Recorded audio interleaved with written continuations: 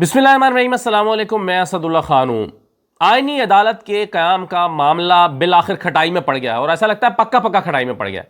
यानी आईनी अदालत तो नहीं बन पा रही और इस पे नून लीग ने भी सरेंडर कर दिया है। खबर यह है कि नून लीग अपने इस मुतालबे से पीछे हट गई है। आईनी अदालत के क़याम का जो मामला था उससे वो दस्तबरदार हो गई है और आईनी बेंच के क़याम की बात हो रही है कि आईनी बेंच बना दिया जाए, इस पर बात हो रही है। और मौलाना चूंकि मान नहीं रहे, मौलाना पीछे हट नहीं रहे, मौलाना को मनाए बगैर तरमीम हो नहीं सकती। तहरीक इंसाफ के लोगों को तोड़ने की तमाम तर कोशिशें नाकाम हो गई हैं। वो जो फैमिलीज़ को उठाया गया, बच्चों को उठाया गया, डॉक्टर ज़रका कहती हैं कि मेरा बेटा मेरे पास नहीं है और बड़ी घबराई हुई परेशान होकर उन्होंने अपनी वीडियो जारी की। ज़ैन कुरैशी की बहू को उठाया गया और फिर उस पर इतना रद्द-ए-अमल आया कि उन्हें चंद घंटों के अंदर अंदर छोड़ना पड़ा अहलिया को, ज़ैन कुरैशी की अहलिया को। और इतना रद्द-ए-अमल आया कि भाई ये क्या हो रहा है, ज़ैन कुरैशी की अहलिया को क्यों उठा लिया नकाबपोशों ने आकर। इस पर रद्द-ए-अमल तो ये था कि खुद साद रफ़ीक ने भी ट्वीट की और साद रफ़ीक ने कहा ट्वीट करके, शाह महमूद कुरैशी के साहबजादे पीटीआई के एमएनए हैं, उनके काबिल एहतराम बहू की गिरफ्तारी और रिहाई की खबर सामने आई है। गो कि अमूमन पीटीआई की जानिब से जारी शुदा खबरें गलत साबित हुई हैं, लेकिन हुकूमत की जानिब से इस खबर की वजाहत ज़रूरी है। अगर ऐसा नहीं हुआ तो बताया जाए, अगर हुआ है तो इसके ज़िम्मेदारान का मुहासबा किया जाना चाहिए। घरेलू ख़वातीन को खींचातानी की अज़ियतनाक सियासत से अलग रखा जाना चाहिए। तमाम जमातों की मुतअद्दिद बारियाँ देने वाले सियासतदानों को इतनी समझ आ जानी चाहिए। ये ख्वाजा साद रफ़ीक ने सख्त ट्वीट किया है। और जो रात में कह रहा था, आपने मेरी वीडियो पिछली देखी है, उसमें मैं क्या कह रहा था, मैं कहता कोई बात तो करो भाई, कोई बोलो तो सही। मौलाना फजल रहमान साहब कुछ कहें तो सही इस बारे में। शहबाज शरीफ साहब ये जो हो रहा है उस पर कहें तो सही, यही कह दें कि नहीं ये नहीं हो रहा, झूठ बोला जा रहा है। ज़ैन कुरैशी की अहलिया के बारे में कोई यही कह दे कि नहीं जी ये नहीं हो रहा, ये झूठ बोल रहे हैं, यही कह दें कम अज़ कम। तो मैं भी रात ये कहता कि बात तो करें। ख्वाजा साद रफ़ीक भी ये कह रहे हैं कि बात तो करें। तो कहने का मतलब ये है कि हुकूमत के ऊपर भी अब एक दबाव बन रहा है। और देखिए ये बहाना भी उन लोगों का ख़त्म हो रहा है जो कहते हैं ना कि जी मैं इसलिए जाकर हुकूमत के साथ आईनी तरमीम के मामले पर मिल गया, या जो ये कहने का इरादा रखते हैं कि चूँकि मेरे बच्चों को उठा लिया गया था, मुझ पर जुल्म हो गया था, मुझे ये हो गया वो हो गया, तो उनके लिए अब एक मिसाल ये पैदा हुई है कि भाई अगर हुआ है तो आप शोर मचाएं, जैसे कि मेहरबानो कुरैशी ने मचाया और उसका रद्द-ए-अमल ये आया कि दबाव इतना बढ़ा, खुद हुकूमत के अंदर से दबाव बढ़ा और फिर ज़ैन कुरैशी की अहलिया को छोड़ना पड़ा। तो ये एक रास्ता मौजूद है। बहरहाल ये सब कुछ करके देख लिया, आईनी अदालत के लिए नंबर पूरा नहीं हो रहा। मौलाना फजल रहमान अगर नहीं मानेंगे तो नंबर पूरा नहीं होगा। अब जो चीज़ें जिन पर मियाँ नवाज शरीफ साहब जो हैं वो पीछे नहीं हटने के लिए तैयार थे, उसमें से एक यही मामला था कि काजी फ़ाइज़ ईसा के मामले पर वो सरेंडर करने के लिए तैयार नहीं थे, क्योंकि हमेशा नवाज शरीफ साहब ने अदालत को साथ मिलाकर अपनी सियासत की है। और अगर अदालत उनके साथ नहीं होती तो फिर वो अदालत पर चढ़ दौड़ते हैं, अदालत पर हमलावर हो जाते हैं। हमें 1997-98 की अदालत याद है कि जब उनके हक़ में फ़ैसला नहीं आ रहे थे, उन्होंने सुप्रीम कोर्ट पर हमला करा दिया। और जब उनको इफ्तिखार चौधरी दरकार थे अपनी सियासत करने के लिए, तो उन्होंने इफ्तिखार चौधरी के लिए मुहिम चलाई और यूसुफ रज़ा गिलानी जो वज़ीर-ए-आज़म बन चुके थे उनसे ज़बरदस्ती ये मुतालबा मनवाया, लॉन्ग मार्च करके मनवाया कि मुझे अपनी मर्ज़ी का चीफ़ जस्टिस चाहिए। और फिर उन्हीं की चीफ़ जस्टिस की बुनियाद पर उन्होंने हुकूमत भी हासिल की, यूसुफ रज़ा गिलानी को घर भी भेजा, सब कुछ किया। तो नवाज शरीफ साहब हमेशा चूंकि अदालत को साथ मिलाकर सियासत करने के कायल हैं, इसलिए वो चाहते थे कि काजी को अगर साथ नहीं मिलाया जाएगा तो हमारी सियासत का कोई मुस्तकबिल नहीं है। काजी फ़ाइज़ ईसा को वो हर हाल में साथ मिलाना चाहते थे, लेकिन मौलाना किसी सूरत इस मामले पर उनके साथ नहीं आए और ऐसा लगता है कि इस मामले पर शिकस्त हो गई है। दूसरा, वो मंसूर अली शाह को किसी सूरत नवाज शरीफ नहीं चाहते।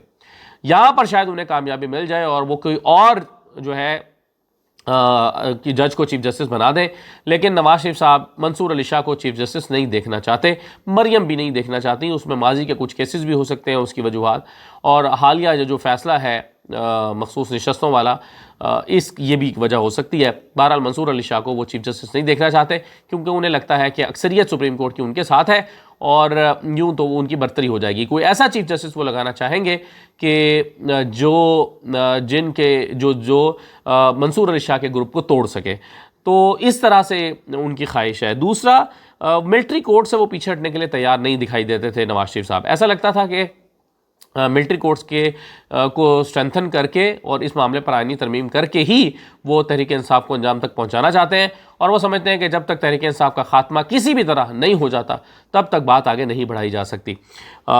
फिर वो इस्लामाबाद हाई कोर्ट के 6 जजेस को भी मंतकी अंजाम तक पहुंचाना चाहते थे। वो 6 जजेस जिन्होंने ख़त लिखकर गुस्ताखी की, وہ چاہتے تھے نواز شریف صاحب کے انہیں بھی ان کو کی ٹرانسفر کے حوالے سے جو ہے وہ معاملات کسی نتیجے پر پہنچیں اور ان کو اٹھا کر جہاں دل چاہے اٹھا کر پھینکا جا سکے. یعنی اعظم نذیر تارڑ جہاں چاہیں ان کو سبی پھینکنا چاہیں سبی پھینک دیں, انہیں سکھر پھینکنا چاہیں سکھر پھینک دیں, ٹنڈو والا یار پھینکنا چاہیں, کہیں پہ بھی اٹھا کر ڈالنا چاہیں ان کو ٹرانسفر کیا جا سکے. یہ نواز شریف صاحب چاہتے تھے, لیکن اس میں سے کتنا ہو پا رہا ہے اتنا تو نہیں ہو پا رہا جتنا نواز شریف چاہتے تھے. کسی حد تک یعنی آئینی بینچ کا قائم, یہ مجھے ملٹری کورٹس والا نہیں لگتا کہ مولانا مانے ہوں گے, اسلام آباد ہائی کورٹ کے 6 ججز والا مجھے نہیں لگتا وہ مانے ہوں گے. مجھے لگتا ہے کہ شاید منصور علی شاہ والا معاملہ جو ہے وہ شاید مان گئے ہوں. تو یہ جو ہے وہ ایک جو ڈیڈ لاک کی کیفیت بنی ہوئی تھی وہ کیفیت ابھی بھی برقرار ہے. میں تاثر یہ دیا جا رہا ہے کہ اتفاق رائے ہو گیا ہے میڈیا میں کہ آئینی اصلاحات کے معاملے پر نون لیگ, پیپلز پارٹی اور کاف لیگ میں اتفاق رائے ہو گیا ہے. میڈیا میں رات سے یہ خبریں چلائی جا رہی ہیں. حالانکہ میں نے اس پریس کانفرنس کے فوراً بعد ویلاگ کر دیا تھا رات کو, میں نے کہا تھا کہ بھئی اتفاق رائے نہیں ہوا.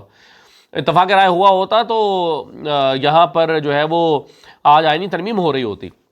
اتفاق رائے نہیں ہوا اور باڈی لینگویج اور لینگویج دونوں ہی بتا رہے تھے کہ اتفاق رائے نہیں ہوا, اور خود مان گئے تھے بلاول صاحب کے مناسب وقت پر یہ ترمیم پاس کرائی جائے گی, کچھ چیزوں میں رکاوٹ ہے. اس لیے یہ جو قاضی فائز عیسیٰ صاحب جو ہیں ان کو انہوں نے آج خود بھی اندیا دے دیا ہے. ان کی رپورٹرز بتا رہے ہیں باڈی لینگویج کافی ڈسٹرب تھی. رات والی ڈیولپمنٹ ظاہر ان کے سامنے آ چکی ہے. آج انہوں نے کہا بھی ہے, اندیا بھی دیا ہے کہ جی میرے جانے کے بعد ہی اب کیس لگے گا. ویسے تو اس کی دوسری انٹرپریٹیشن بھی ہو سکتی ہے, اور وہ یہ کہ یہ بھی ممکن ہے کہ قاضی فائز صاحب تاثر دے رہے ہوں کہ بھائی میں تو جانے کے لیے تیار بیٹھا ہوں, اگر میرے حق میں کل کو کچھ ہو بھی جاتا ہے تو دیکھ لیجیے گا. اگر ان کے حق میں کچھ ہو گیا تو وہ کہیں گے کہ بھائی میں نے تو اس دن عدالت میں کہہ دیا تھا میں جا رہا ہوں, یہ تو انہوں نے کر دیا ہے, میری تو خواہش ہی نہیں تھی. تو دونوں صورتیں ہو سکتی ہیں قاضی فائز صاحب کی, لیکن یہ بھی ممکن ہے کہ ان کو چونکہ نظر ہی آ گیا ہے, نوشتہ دیوار انہوں نے پڑھ لیا ہے, تو انہوں نے سوچا کہ خود ہی مان جاؤں کہ میں جا رہا ہوں تو زیادہ باعزت طریقہ ہوگا. لیکن قاضی فائزہ نے اپنا نام تاریخ کے اس صفحے پر لکھوایا ہے جہاں پر بہت مشکل ہے کہ انہیں اچھے لفظوں میں یاد کیا جائے. یعنی کوئی ایسی چیز کوئی ان کے کریڈٹ پر مجھے نظر نہیں آتی کہ جس کے بارے میں کہوں کہ قاضی فائزہ نے یہ وہ تاریخی کام کیا ہے جس کی وجہ سے ان کو اچھے لفظوں میں ہمیشہ یاد رکھا جائے گا. تو قاضی فائز عیسیٰ جو ہیں ان کا جانا مجھے لگتا ہے کہ اب ٹھہر گیا ہے, تو یہ تو نہیں ہو پا رہا. اچھا, اب دوسری بات یہ ہے کہ کامران مرتضیٰ صاحب آج ان سے جب عدالت میں پوچھا گیا کہ جو خطرناک معاملات تھے اس پر کیا ہوا ہے, کن باتوں پر اتفاق ہوا ہے اور کیا اتفاق رائے ہو گیا ہے, کیونکہ خبریں رات سے ٹی وی پہ چل رہی تھی کہ اتفاق رائے ہو گیا, تو انہوں نے کیا جواب دیا, ذرا یہ سن لیجئے. نواز شریف سے ملے ہیں, دیگر جو پارٹی لیڈرز ہیں ان سے بھی ملے ہیں, کیا بات ہوئی ہے, کیا متفق ہو چکے ہیں مولانا صاحب؟ بہت سی چیزوں پہ ہم آگے بڑھے ہیں, اور وہ جو آگے بڑھے ہیں وہ انشاءاللہ آپ کو پتہ چل جائے گا. کچھ چیزوں پہ رکے ہوئے بھی ہیں اور دیکھیں اس کو کوشش کر رہے ہیں کہ ریزالو ہو جائے. نہ ہوا تو بھی آپ کو پتہ چل جائے گا. مگر آج موسٹ پرابلی جو ہے نا پی ٹی آئی کے ساتھ میٹنگ ہوگی.